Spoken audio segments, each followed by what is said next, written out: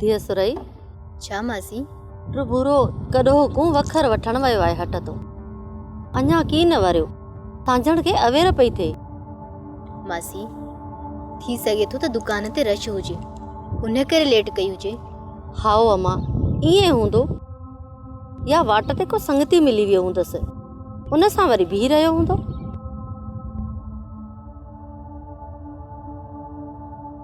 मासी भूरल त अचे पियो पर सामान त कोन थो आणे।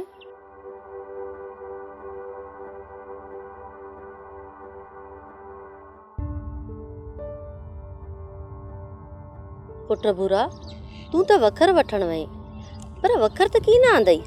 मां वखर किथां आणिया? कोहो पुट हाँ ही हेॾो सारो सेठ जो हट लॻो पियो आहे। मां सेठ जी त हालत ई ख़राब लगी पई आहे।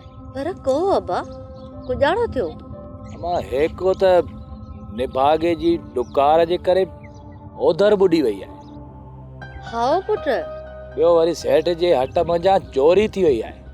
चोरन हट मंझ का बि शइ खड़ी की न अथसि। ऐ भाया थी मोए जो सिर वियो। हिन सदके मंझ सेठ सभा चरियो थी वियो आहे सुकल पापे जहिड़ो थी वियो आहे।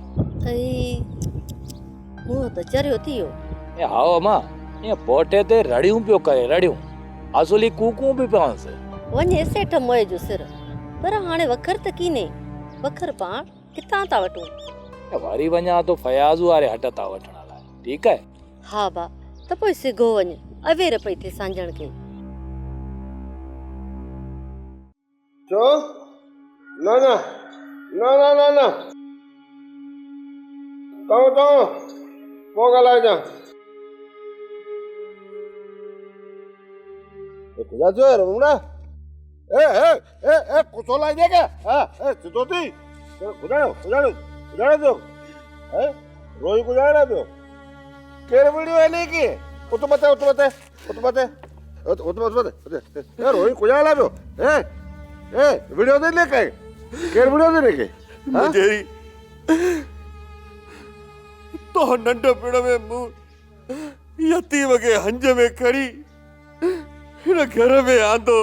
रमुड़ा मोब तो के बच्चो करे पालियो है पुट्टे वांगुर पुट्टे में मौजो बियो पर मुझेरी तो मुखे पादर है मु बर्दाश्त कया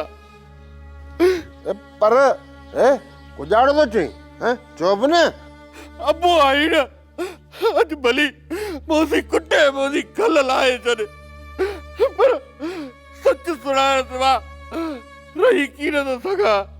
कुछ भी ना कुजाड़ो जो है मुखे पे खबर तो पवे ना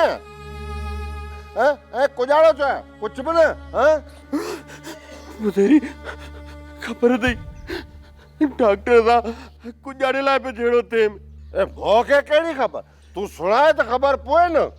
आज तो के डॉक्टर साइंस जो ड्रामो अके सही रेखारी दस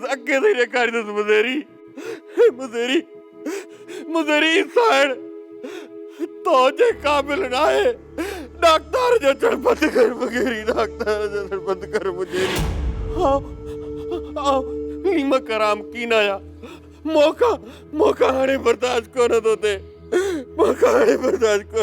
मुझेरी रमुड़ा आम सोची रो या तो मुमल मुखे तो जे खिलाफ हर भरू गुजड़े लाई थी भड़काईंदी रहे।